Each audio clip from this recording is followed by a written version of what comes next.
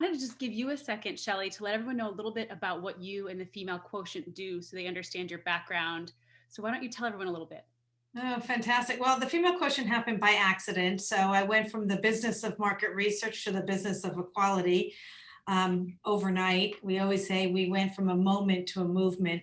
The female quotient is all about advancing women and advancing equality. And most importantly, it's just around closing the gaps with intentionality, parity policy pipeline, and the people gaps, so that all of us can bring our whole self, our true self, our real selves to the workplace and be able to do it all our way. So that's what it's all about. I love that. I just found out actually next week is Pay Equality Day on the 24th, which is kind of perfect for this conversation. So the first thing I I want have to say, Erin, before you go, not only is it Equal Pay Day, it's my birthday. So March 24th is the same day as Equal Pay Day. And it's not Equal Pay Day for all women. So I just want to point that out. But I am very proud to say that's a wonderful gift for me on my birthday. I love that. My daughter's birthday is the day before. So now I feel like we're even closer. So one of the things that, and just so everyone knows, I'm going to pay attention to questions because both Shelley and I agree that this should be interactive. So if there's things that you're really passionate about on one of the topics, ask the questions. I'll try to bring them in as we talk. But the first thing I wanted to bring up, which is kind of probably on everyone's mind with this topic, is that it's pretty well known COVID has disproportionately impacted women over any other group in the past year. You see that from them having to leave the workforce. And I'd love to get your point of view on how can companies improve on that next. So as we get out of this, how can they help us get back to equality? And also, how could we keep that from happening in the future? What proactive things could we be doing if, God forbid, something like this ever happens again? Well, first of all, I'm so happy you're raising the question, because without the awareness, we can't create the actions. And we've been admiring the problems for so long. It's time to actually create the solutions for change and the accountability around it. When we sign pledges and petitions of what we're going to do or what we want to do, that is not a surrogate for doing something. And when we talked about Equal Pay Day in particular, women in general, 82 cents on the dollar. Black women, 64 cents on the dollar. Latinas, 53 cents on the dollar. So we have a ways to go, and it makes no sense, because if we truly want equal pay for equal work, what are we waiting for? We're watching and waiting. So I think that it really comes down to intentionality and consciousness. So COVID has shined a very big light on the inequities and the challenges, because we see that it's impacting a disproportionate impact on women, and in particular women of color, in so many ways. So think about it. Most women are entry level positions. Who's furloughed? Entry level. Salary reductions, women. And then, of course, as Eve Rotsky, a very dear friend that wrote Fair Play, she calls it the invisible work, caregiving. Caregiving is still predominantly a female issue. And so women are not only voluntarily, or involuntarily getting dinged with the pay cuts and the pay reductions and salary, reductions, but they're voluntarily opting out, because how do you do it all if you are a primary caregiver with young children, and you have to, we used to have five things that were work-life balance issues: our work, our families, our community, our friends, and the fifth, we always forgot about ourselves. Now we have a sixth one, which is homeschooling. And it's just creating real stress. So women are falling out of the marketplace. And so what we really need to do is think about everything we do with intentionality. We do see that flexible schedules is working, but it's working because there's no bias barrier. Men and women, we're all working at home with flexibility. But when we hear, it makes me crazy when I hear everyone saying, when we go back, which I hope we never go back, I hope we create a more equitable future with intentionality going forward. Everyone's like, oh, flexibility is going to be the new buzz. Well, if it's voluntary or elective, guess who's going to take it? Women and primary caregivers. So we have to think about how we are going to take the learning that we have from the COVID moments, which are incredible learning, and make sure that we bring it into the workplace with intentionality, thinking forward and acting in the moment, so we don't create even wider barriers and disproportionate impacts that we already have seen.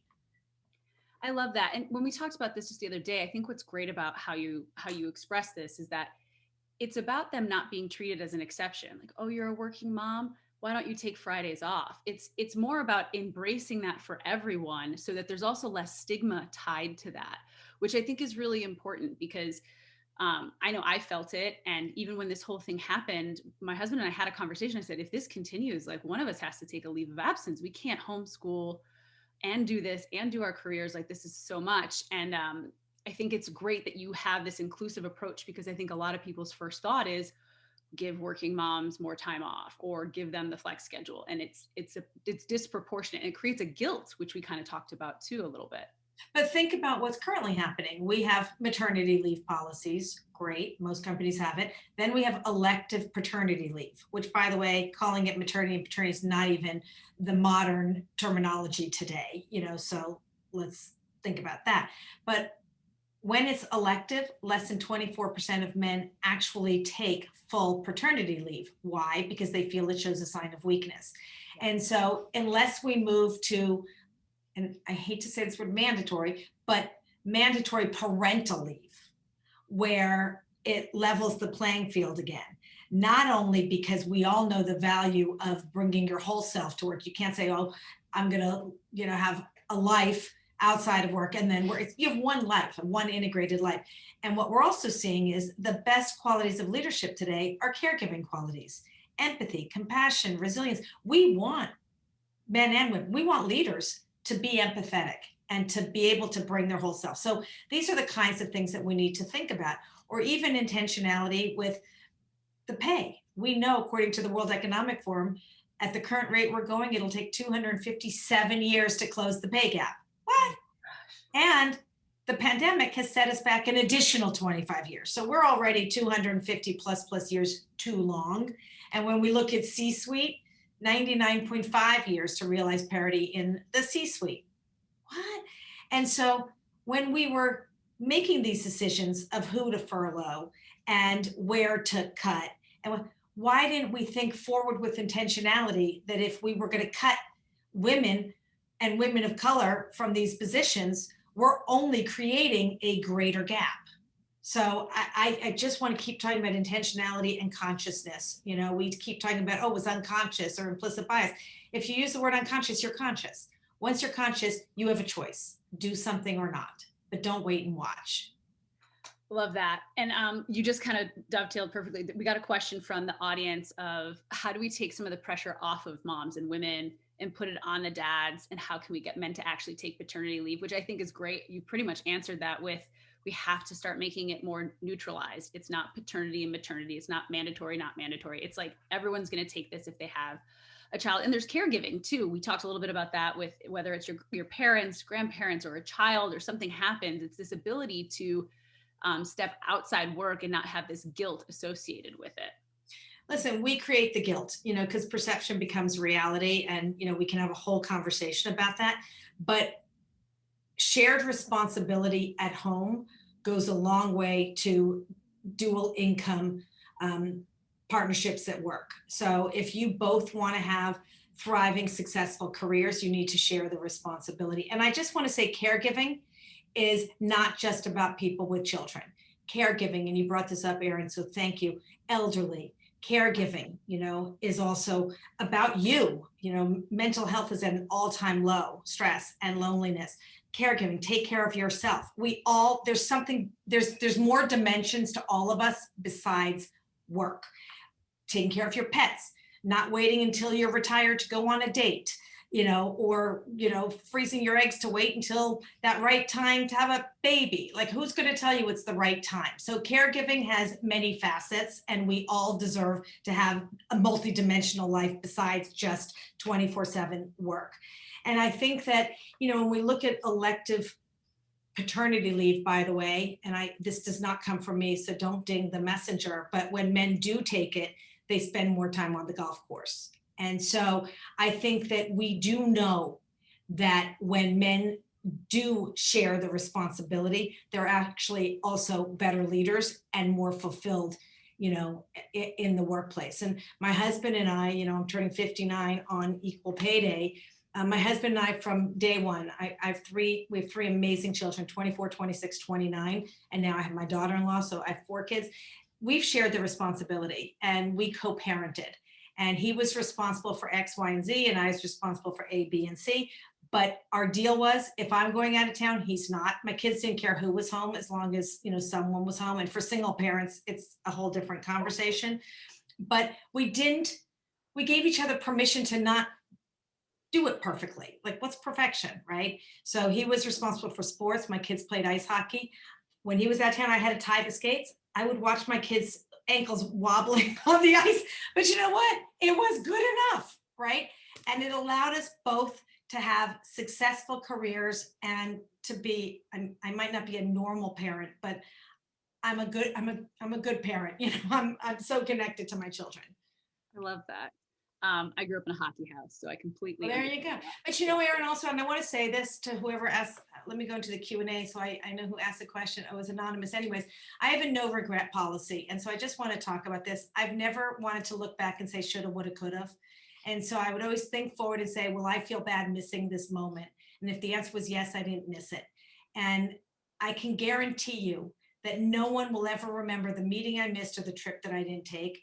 But the things that were important, the people in my life that I, prioritized, will always remember that I was there when they needed me, or they were there when I needed them. So don't miss the important moments in life. I love that. One thing I wanted to ask about the gender pay gap and just some of the discussions we've talked about already is how can companies see the benefit to them to improving that? A lot of people look at this as, so we want to help, women and women of color close the gap, but what's the benefit to the company? Is there a benefit to helping this equality happen?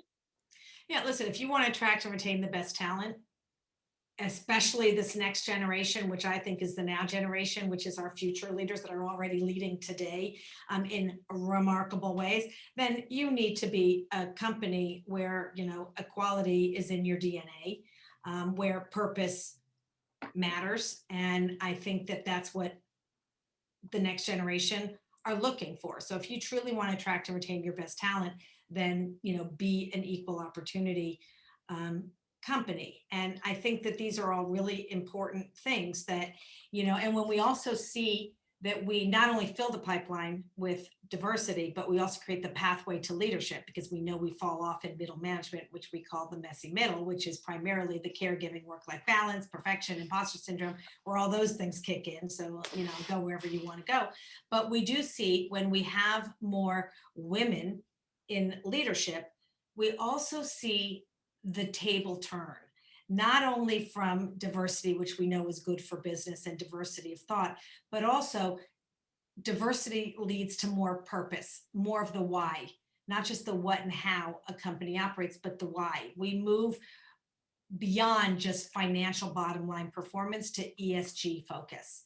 And so the only way to ensure that you are getting the best talent and not just the available talent and people that choose you as a company they want to work for is when you have an equal mindset in everything you do, from pay gap to policies and benefits.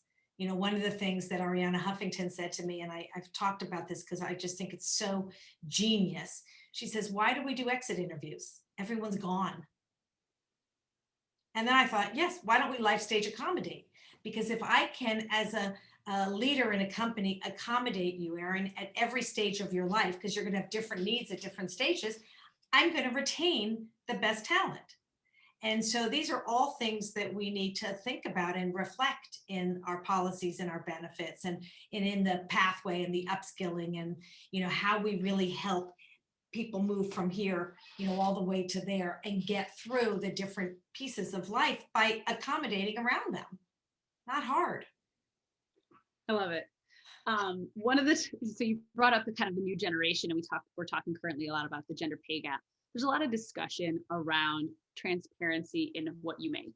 And there's thoughts of you should share it, tell others what you're making so they know what to ask for. And, I'm a person in a leadership position. I can talk both sides of that. Like, it sounds great, but also there's so much that goes into it. How much do we want out there? So I'd love your thoughts on this concept of like, share your salary with everybody.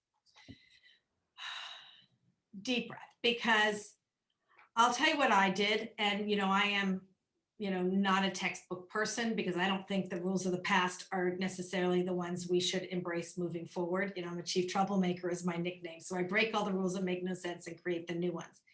So when I sold my company, I had a female lawyer negotiating, on the company I sold to's behalf.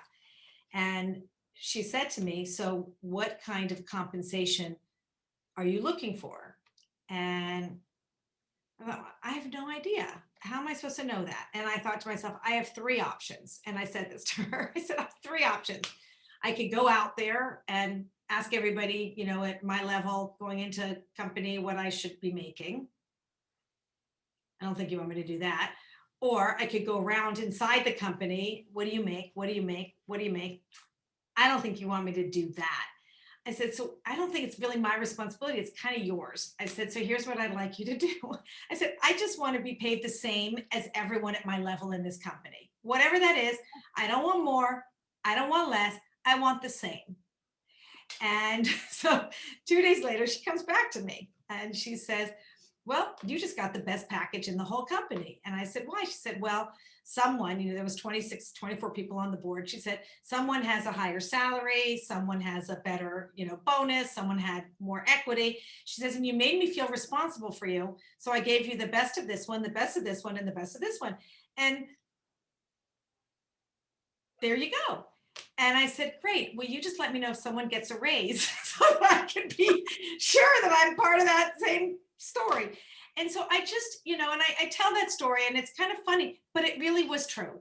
I do think it's not about transparency. I think it's about companies deciding how much they are paying at every level. So if you have 5 tiers in a company, there can be a range. And I think that range needs to be a very objective variable, whereas how many years you've been at this or how many years you've been at that, but entry, mid, senior, to different levels, here's what the package is, so that I shouldn't have to figure it out for myself, because then you're always negotiating and then there's no level.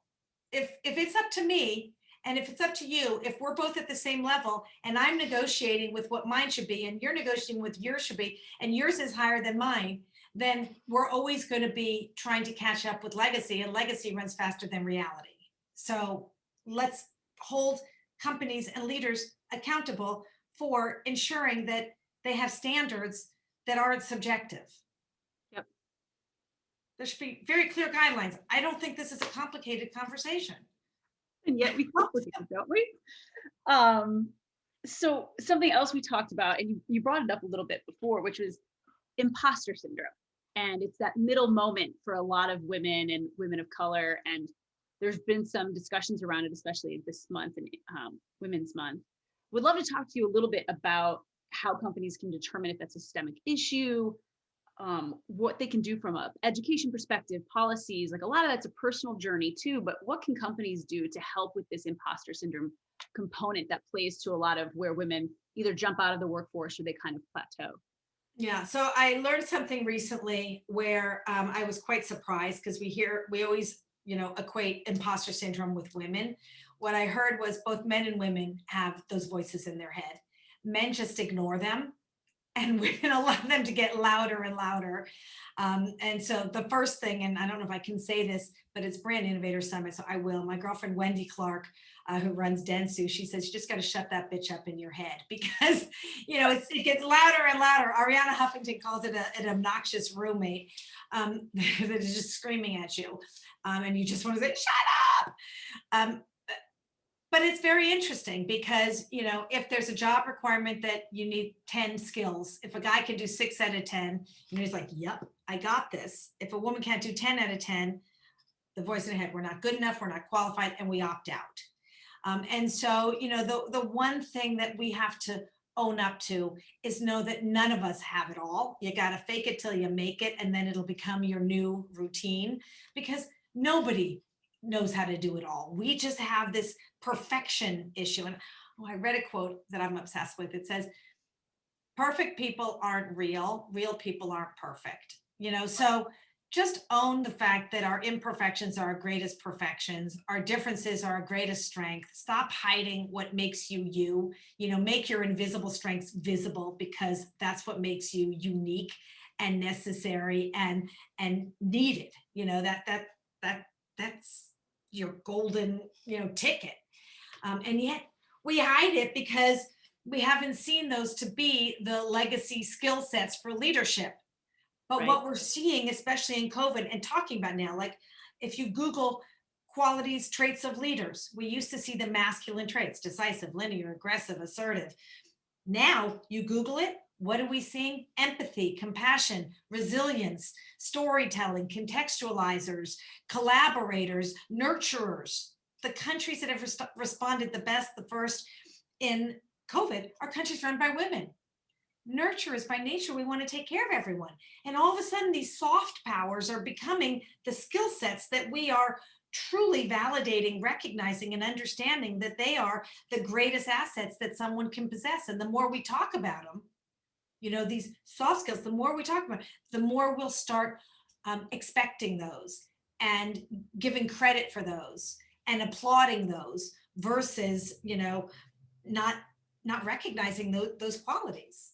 And so I think we're starting to see a real turn there. And even in job descriptions. I mean, look, if you see a job that says we're looking for a leader that is aggressive, assertive, decisive, resilient, that can deliver a great ROI, or here's a new resume, here's a new description. We're looking for an empathetic, resilient, compassionate leader that can deliver a great ROI. Hello, pick me. Perfect. Right? So we're defining what a new perfect is. I love that. And I like the shift in the language, and that as soon as those things become valued and recognized as positives, whereas before maybe it was, as you said, not always seen as a positive, or when we were really concerned about something, we might have been called emotional or other things that we've been called in our careers. I know I have. And the thing is, those are the things that make female leaders so unique, and it's characteristics like that can change a culture, can improve an ROI if that's what you're doing. And so I love that we're talking about changing the language, because that'll really change women's perception of themselves in the workplace too. But even culture is a reflection of people. And I've been told, and just like you said, Erin, you've been told, Catalyst has an amazing campaign called Bias Correct. How do you take negative or perceived as negative and turn them into the positive? You're too bossy. Well, I'm not bossy. Sheryl Sandberg says I have executive presence. Beyonce says I'm not bossy, I'm the boss. I've been told that I was too emotional. And I remember when I sold my company, they were taking my 250 employees and putting this one here and this one there, and tears came down my eyes, and they're like, what's wrong? And I'm like, well, that's not who the person is. It's not where they belong. And, and I care about my people. And, I thought about that, and I thought, well, am I too emotional? No, I'm not too emotional. I'm passionate, and I, instead of agreeing or letting them move people around like pawns, I actually got up and gave a speech called "Bring Emotion to the Boardroom" in front of thousands, just to say it doesn't mean what was or what the expectation was is what we need to be. We can flip the script if we choose to and walk in our shoes. High heels might be really uncomfortable when you first put them on, but the more you wear them, the more comfortable they get. It's scary to be bold and to break the norm and to push yourself up, but that's how change happens. If we keep doing the same thing, and that's called status quo, and status quo A is so goddamn boring, and change doesn't happen. We got to live on the fringe and push the envelope. And as long as we hold hands and go together, it is a lot less scary. It's a hell of a lot more fun. And it's where true transformative change occurs. Yep. I love this. You're so inspiring to hear you kind of tell your story. Somebody asked a really great question that I think we should answer, which is, can you speak to any specific company policies that you admire and look towards or are super innovative? There's a lot. I mean, I've created the Uncorporate Rules, so I've broken every rule. We always think that,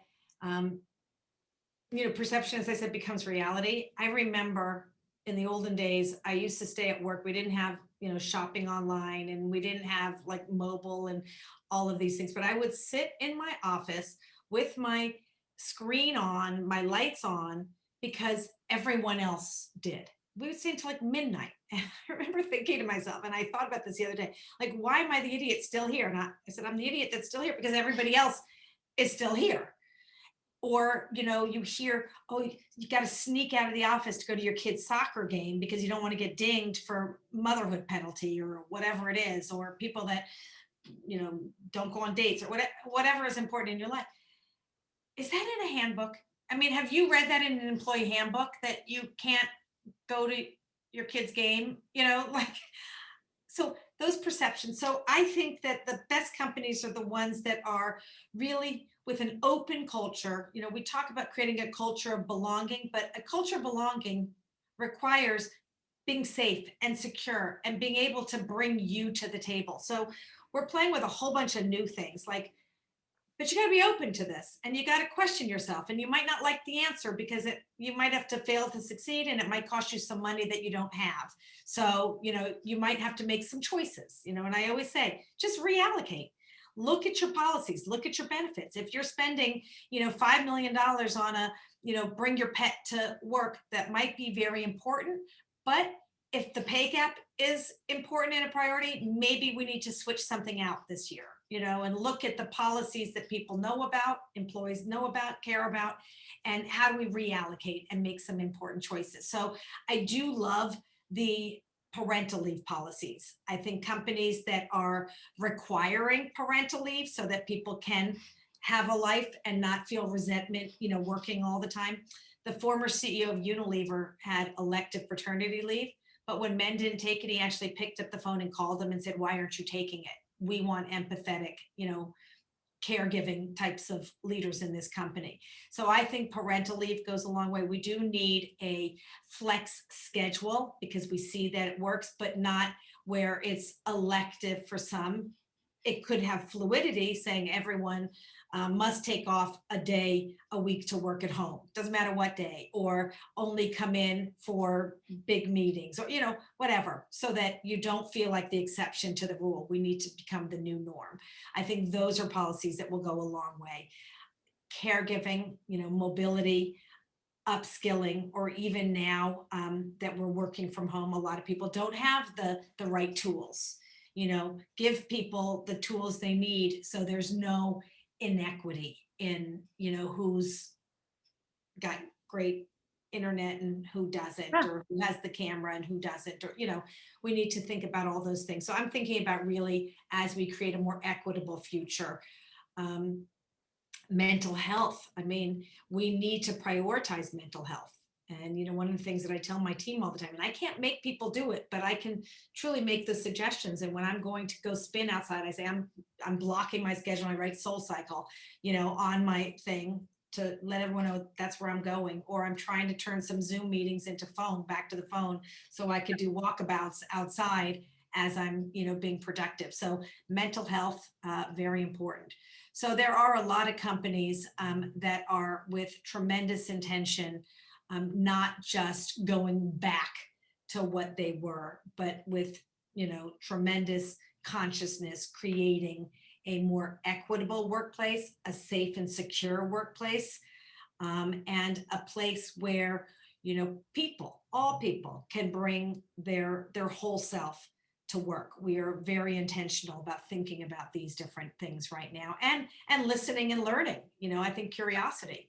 One of the things I've been thinking about, and I started on this one with mentorship and sponsorship. Does that really work? Like, I asked that question. It sounds good, but does it really work? And so now we're playing with a new concept called proximity ship, because if we truly want systemic change to happen, we all need to have respect and equity in our DNA. It can't be one person. One person doesn't create a culture. A culture is created of the many. Right. Spend 5 minutes with someone you don't know, and I can guarantee you are going to learn so much. And when you understand that their differences are truly value to you, that you are growing, learning, evolving as a human, you will do more of that, and you will pay it forward with generosity, because it works, and it goes a long way to creating this, shared values and shared respect within a space. I love that. And I feel very lucky right now. A lot of what you're talking about, I've been lucky to have at OUAI. We gave everyone an allowance to upgrade their at-home workspace, and like anything from if you wanted a desk or you needed a printer and all these components, and we're actually covering everybody's Wi-Fi too for that same reason. Is everyone lives a different life outside the office, and if you can't facilitate it there, how do you make sure that they feel empowered and strong in this new kind of world that we live in? Another thing we're talking a lot about, which I think you just touched on, is psychological safety, which is how can you show up authentically as yourself at work? And I think historically, you mentioned this earlier, we've had this like, this is Erin on LinkedIn, this is Erin at home, this is Erin at the soccer field. And like we thought we had to compartmentalize ourselves as people. And now we're becoming much more about our authentic self and bringing it everywhere we go. What, talk to me a little bit about psychological safety. How can companies kind of embrace that? And what benefits can a company get from starting to follow that path? Safety, and I'm spending a lot of time on this right now. We've been spending a lot of time on harassment. Harassment is a spectrum, and there's sexual harassment, and the definition, I don't care what the definition is. If you don't feel safe with someone else, whatever that is, it's not okay. And so there's online harassment to sexual harassment to more significant, challenges that we have. Safety is safety. And, if you don't feel safe in your environment, whether it's at home or at work or, wherever you are, you have one life with many dimensions. There is no 50-50. The word balance doesn't exist. You have one life with many dimensions. And so you have to there's one Erin. You might have different dimensions. And so at every stage of life, you might have to prioritize a little differently. You might have to pick and choose. You might not be able to do them all equally with equal shares of the pie.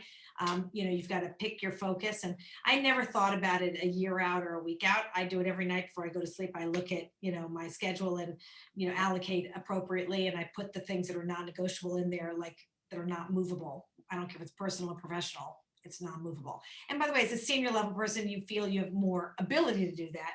But I want to say we all have that ability to create the space that we need in our day and in our life. But safety is safety, psychological safety, physical safety. And if you don't feel, I just interviewed the most amazing 13-year-old girl who, felt that her differences, she's from India, and someone called her a name and they thought it was funny and she didn't feel safe. It made her really upset. And what she did about it, and we had a long conversation, she used her voice. She wrote about it in an article that got published, and it made people aware. So, if you don't feel safe, and there's degrees of safety, some is report, but some, if someone says you look nice, I will say thank you. Someone else might be uncomfortable. So first make someone aware and say, that makes me uncomfortable, because we start with awareness. If they do it again and again, that's an issue. But I think that there's degrees of, awareness. It makes me uncomfortable to, report something that you don't feel safe in. And I think this is a really important area, psychological safety. And it manifests in ways that might not be visible, but I promise you, it will manifest into visible if you keep holding these things in and think that you should not be doing something about it, saying something about it, acting, on it, because A, for yourself, you need to fix that issue. And B, if you can't think about it for yourself, as women, we never brag about ourselves, so we never put ourselves first. It's like when you're on the airplane, they say, put the oxygen on yourself first, but also know that you're doing it for someone else, that if you don't say something, it's just going to perpetuate the issue for so many others. Yep. So I think we're close to time, although Pearl has not given me the knock yet. So it's a hot topic, so I'm going to bring it up. Obviously, there's been a lot of discussion around harassment. We've got a situation with a well-known person, Andrew Cuomo, and it's been happening a lot this year in general in the last few years with the Me Too movement. But there's an ongoing discussion of like intent, right? And there's victim blaming, shaming, all kinds of things that happen. And so what's your advice to both maybe somebody who didn't understand that they were offending someone, or to somebody who felt offended. I think we talked about the awareness, but there's a lot about, well, my intention was never to hurt someone. My intention would have never been to offend you. And these are people who are big leadership positions. And so what is the expectation of them, and where does intention sit in that? I mean, seriously, if it's is talking about sex, does it have anything to do with business? If the answer is no, there's no conversation. You know, I mean, there's business conversation. I think leaders, and even any level, I mean, this is something that we know the difference between, you know, what's appropriate and what's not. And so if you are in a business situation, in any situation, that's a violation. And to me, I don't see how anyone that does not understand the difference or thinks there's nuance of intention should be in a leadership position. Hi, Pearl. Hi, Erin. Hi, Shelley. Great job. Thanks so much, Erin, for being the moderator today. I know that's not typically your spot on the side, but you rock. And Shelley, thank you so much for everything you do. You really do something, and you've taken so much action in helping us move forward. And some of the things that you said, like don't just wait and watch, that applies to everything that's happening in the world right now. We do have to make people aware, and we do have to use our voices and take action. So thank you for all that you do. We really appreciate you. And Erin, hopefully we'll bring you back on the other side of. I'm going to interview Erin next time. I was like, I want to interview Erin. We're going to swap. All right. She has a lot to say. I know Erin has a lot of. Okay, so I want to interview Erin next time. Love it. Done. Okay, fantastic. Thank you so Have a much. great weekend. We'll have you both back Thank soon. you. Bye. Bye. Oh, thanks you so much to Shelley and Erin for closing out our final day of TrendWatch on diversity and inclusion. It was a great day of speakers. We hope that you were able to enjoy the sessions throughout the week. And for those interested, you can find all the sessions from this week on our website on our on-demand page. We hope you will all join us on Tuesday at 12 p.m. Eastern Time for a summit on marketing innovation. We will be hearing from marketing leaders from TextNow, Waldorf Astoria, Carhartt, and more. Thank you for joining, everyone. Hope to see you again soon.